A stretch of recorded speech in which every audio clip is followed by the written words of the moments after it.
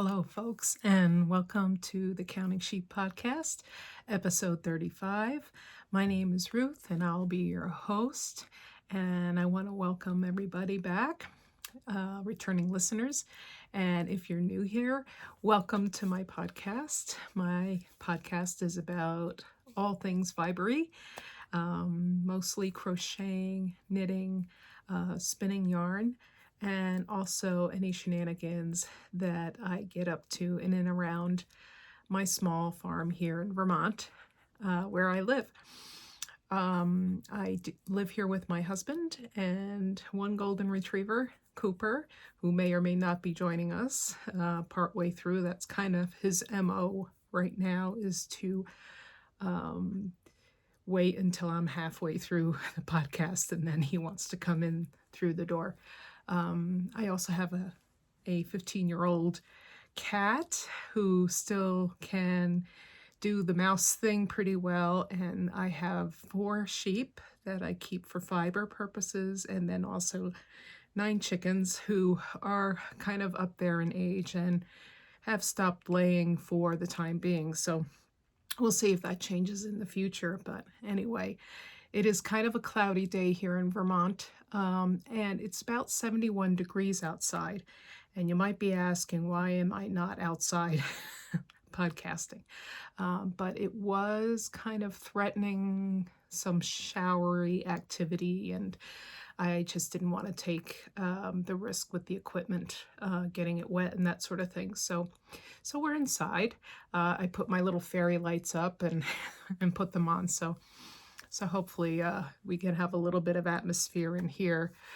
I will start off. I didn't think I had a lot to come to you with this podcast. I am coming to you a little bit late. I was away over the weekend and it kind of put me behind a little bit, but I'm here now.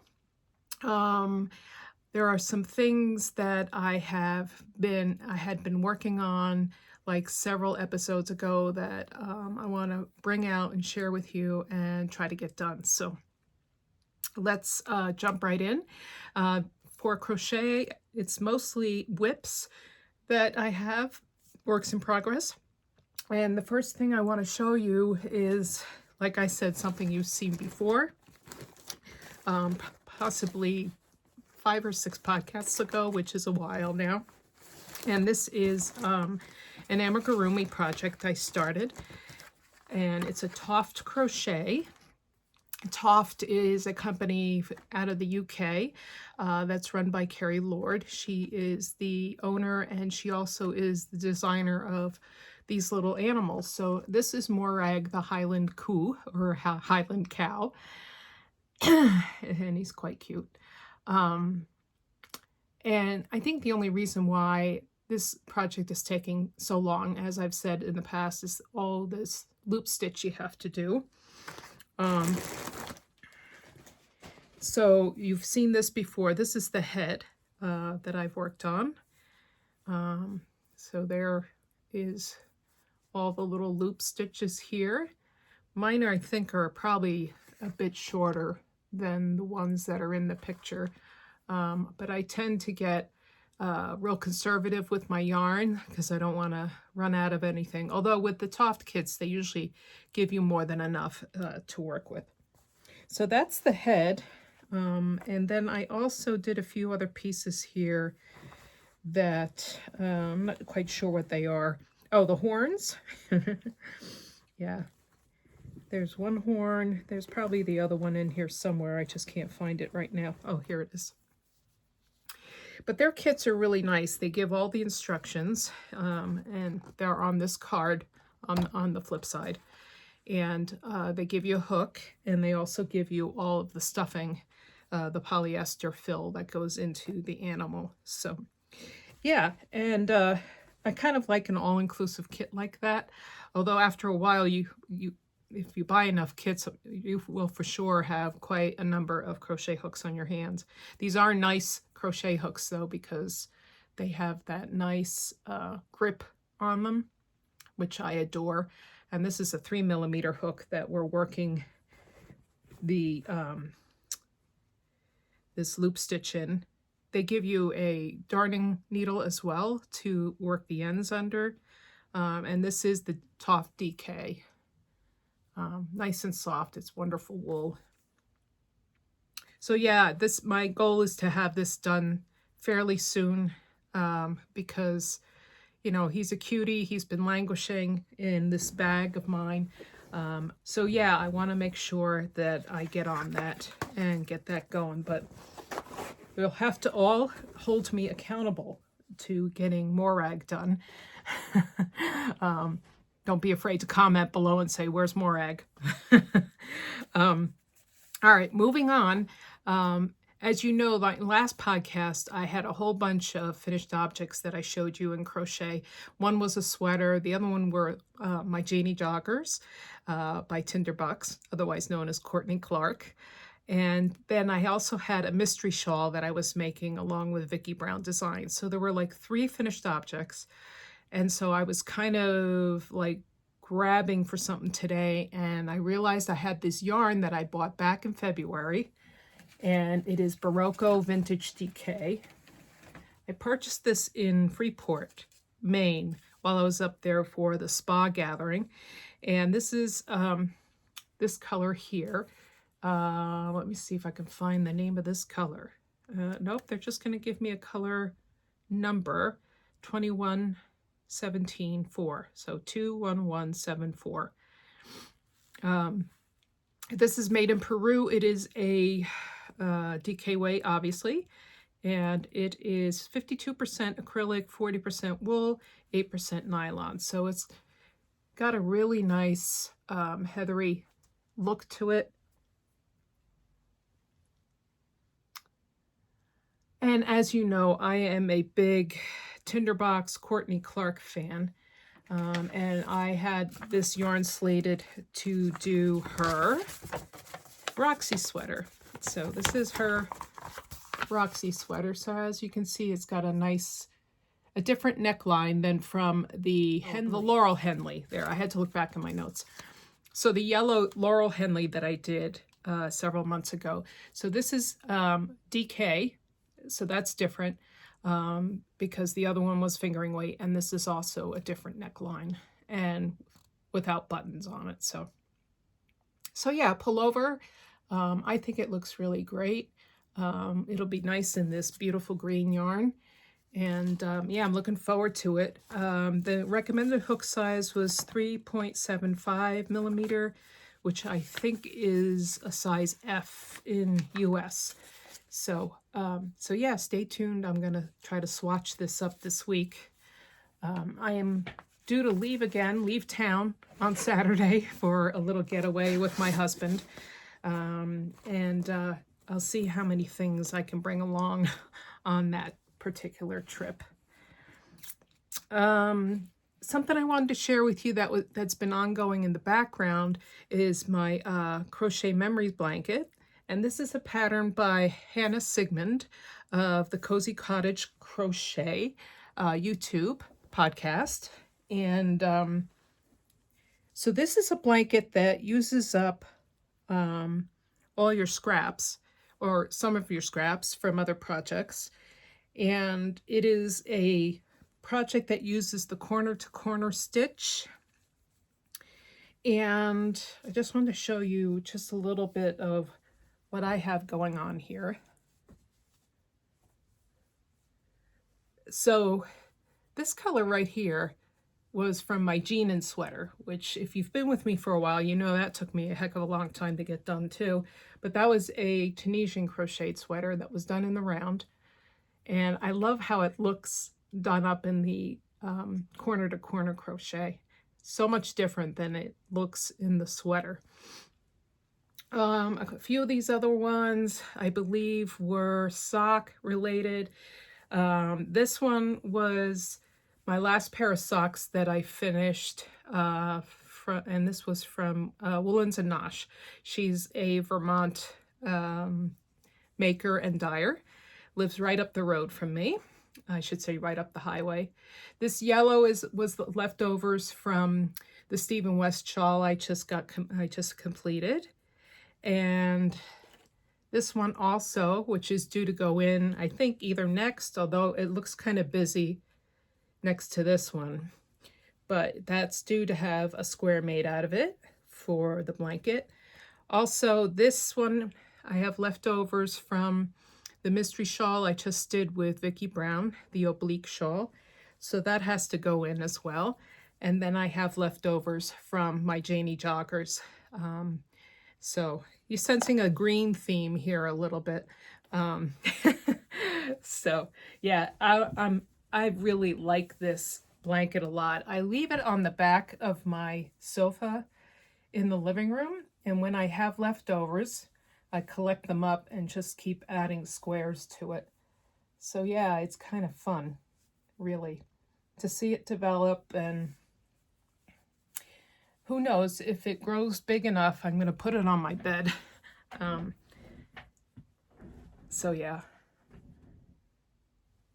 I'm really enjoying this a lot, and thank you so much to Hannah for putting out the pattern. I think it's dirt cheap. It's like $1 or something like that. I'm not sure. I haven't checked recently how much it is, but I think I paid $1 for the pattern.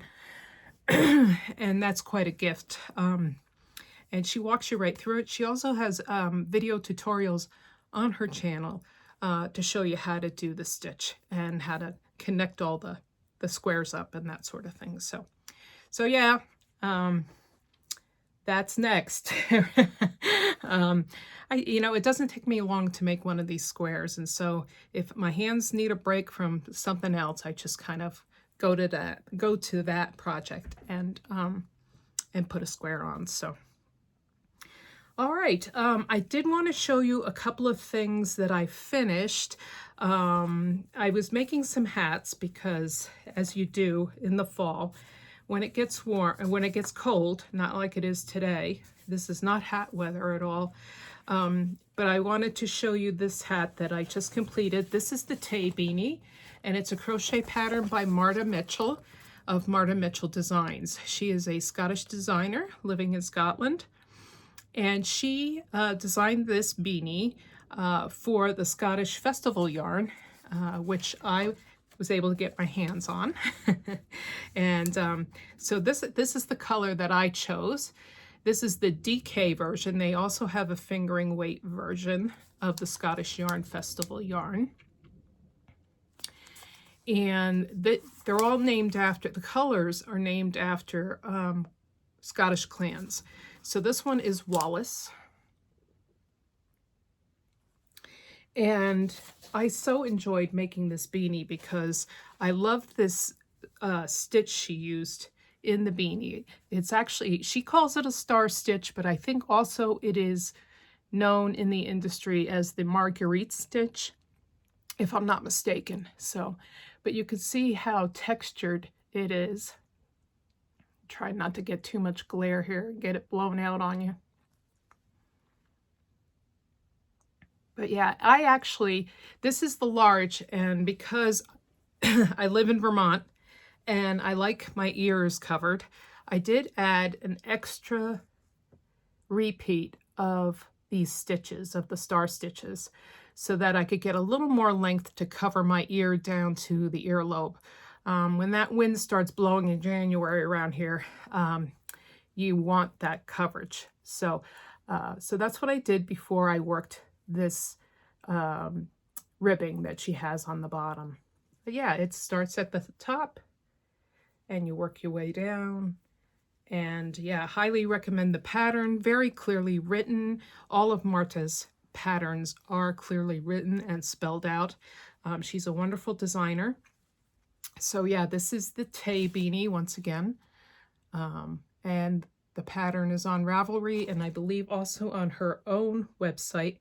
And she does include UK as well as US crochet terms. So that's very, very good. Because sometimes you can get a little befuddled between the two. I have been guilty of that. And then the second hat that I made is by a US designer. And this is called the Boho Chic crochet pattern. And this is by Bee Hooks. I believe that's correct. Let me just make sure. It's actually, you can get, yeah, Brittany of Bee, period, hooked. Here is, and she does offer support as well. That's her there, Brittany.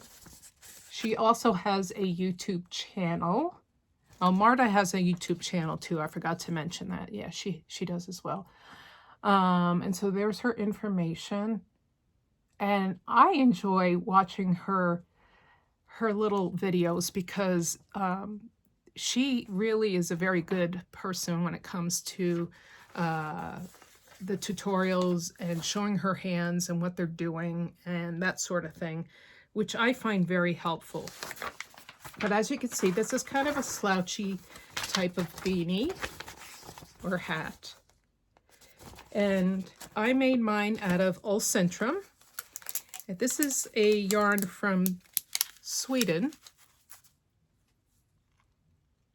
And this is a sport weight yarn. So as you can see, I have quite a bit left. I probably have enough left for another hat. And this is in the color Off-White. And that number is 0100. Yeah, this is 100% Swedish wool. And this is what my hat looks like. And I think you can truly appreciate the texture here as well. Plus, the brim on it is really nice too. I should just put it on to show you how it looks on me. So yeah.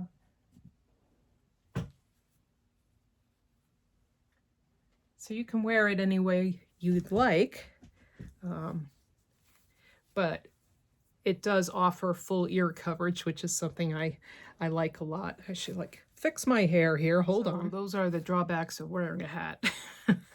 But anyway, yeah, highly recommend this pattern as well. Her directions are wonderful, and she does add quite a few pictures to the pattern, which is very, very helpful indeed. So yeah, that's Brittany from Bee Hooked, Boho and Chic Crochet Hat. So yeah, getting ready for the cold weather there. And I think that's all I have in crochet to show you. I'm going to move on to knitting. I do have somewhat of an almost finished object. I worked really hard on my shift, which is a pattern by Andrea Mowry. So there's that. I did mine in 3 different colorways of hand spun yarn. This first one is Miss Babs, and it's merino tussa silk blend. And I believe, yeah, this is Mystic Waters. That's what that is called. And then this is from Hello Yarn. This is a Targhee wool. Ooh, lots of lint all over the place here. And then this is another Hello Yarn called Paint by Number. And this is a Targhee bamboo viscose and tussa silk top. So a little bit of a sheen there. So this is done, this is knitted flat, but after you block it, you sew it together so that it actually goes over your head and it pretty much stays put once you have it on. I ended up getting mine done last night, and I threw it in the water right away and blocked it, but it is still a little bit damp, so I have not seamed it up and back, but maybe next time I'll be wearing this. But I wanted to share it with you anyway because the colors are incredible. So this is started right here on this corner, and it's worked this way. And this is actually the bound off edge over here. I think that's my hair that's all over the place. Never can tell sometimes in this house. But yeah, just gorgeous. wonderful mosaic knitting pattern. And yeah, it's still a little bit damp, so I'm gonna just let it dry all the way before I seam it up. But I highly recommend this pattern because it's also very well spelled out and written. We got stuff all over the place here, so yeah. Alrighty. So yeah, that is The Shift by Dre Renee Knits, otherwise known as Andrea Mowry. She has oodles of patterns, lots of sweaters. She's known for her Rhinebeck sweaters. So this past year for this Rhinebeck, she made kind of a sweater called the frame sweater, which looks almost like a quilt. Yeah, star quilt pattern. So yeah, that is almost done, and I will for sure wear it next time on the podcast. All right, and then my other work in progress for knitting is my Wharf Street vest. And this is a pattern by Elizabeth Smith Knits. And that's Elizabeth herself on Wharf Street in Portland. She named the vest after Wharf Street because of the cobblestones and the texture that she uses in the pattern. I'm doing mine in Harrisville Highland. And that is their Harrisville's worsted weight yarn. This is the Sage colorway. Or no, Jade, sorry. Excuse me, Jade. I don't know why I think sage, but it's kind of a sagey color. But it is jade. It is this beautiful green with, I don't know if the camera can pick it up, but there's some red speckles in there. Some red hues, tints of loveliness. And I'm happy to say that the front is done. And I've started to complete the back. I think the last time I showed this, I had just split for the sleeves. So I worked in the round up until the sleeves. So the whole body in the round up until the sleeves. So this is the front. You can see all that lovely, lovely texture there. And then here's the back, which is back on the needles. I had to put these on hold to do the front. And now I'm working on the back, on the armhole shaping, and eventually up to the neck shaping. So yeah, this has been a fun knit, even though I've been at it at, stops and starts. And that's due to other projects that I was trying to get done for the Rhinebeck Festival. So yeah. And another well-written pattern. Comes in, I think, 9 different sizes, which is great. That's so size inclusive. Let me just make sure. 1, 4, 5, 4, 10 sizes. 10 sizes, which is great. And that's anywhere from a finished body circumference of 33 inches to 69 inches. And she really spells, these patterns get to be pages long, and that's due to her spelling everything out for you, which is great, especially for somebody who's just starting out in knitting and wants to do a simple garment and maybe something other than stockinette stitch. This is a great pattern to get you through that process, as are all of Elizabeth Smith's designs. I believe this is my 3rd or 4th one that I've made from her. And I think I have like 2 waiting in the wings because I just love her vests and I love her aesthetic. So yeah, so Elizabeth Smith Knits, and that's the Wharf Street vest. And then finally, I wanted to show you something new that I started because I just can't leave well enough alone. And these, I'm a sucker for a mystery make-along. And you may know the designer Donna Dracunis. She lives in Vermont as well. And she is known for her Latvian designs. She, I believe, is of Latvian descent herself. I took a class with her quite some time ago. We're talking years. But I have stayed in touch in terms of getting her newsletter, her email newsletter, and so forth and so on. And I keep up with what she's doing. And she just started a mystery sock knit along. And she, I believe, I don't know if I have the instructions here. Oh, they were here somewhere. Oh, here. So yeah, this is the Mystery Sock Cal 2024. And right off the bat, she says it's intermediate experience level.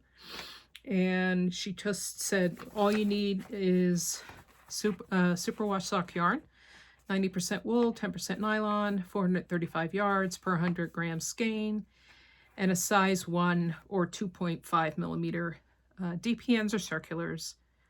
And she just gives you the gauge and that sort of thing. And then, so every Friday, starting on November 1st, she puts out a clue or emails a clue through Ravelry.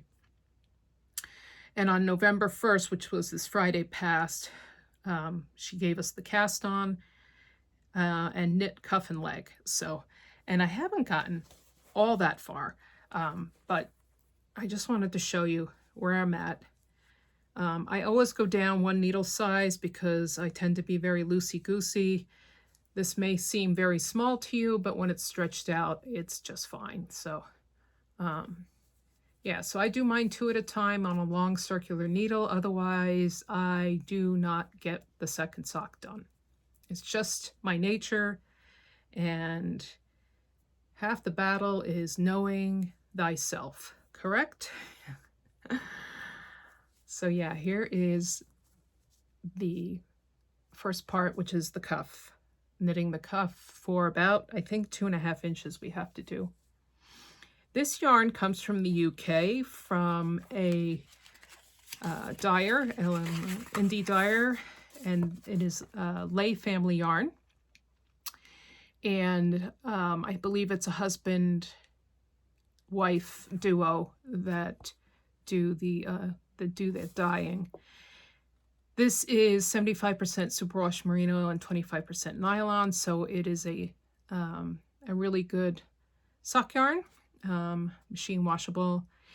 And this was actually a dye color inspired by Allie from Little Drops of Wonderful. And if you haven't tuned into her podcast, she's absolutely delightful. She's out of the UK.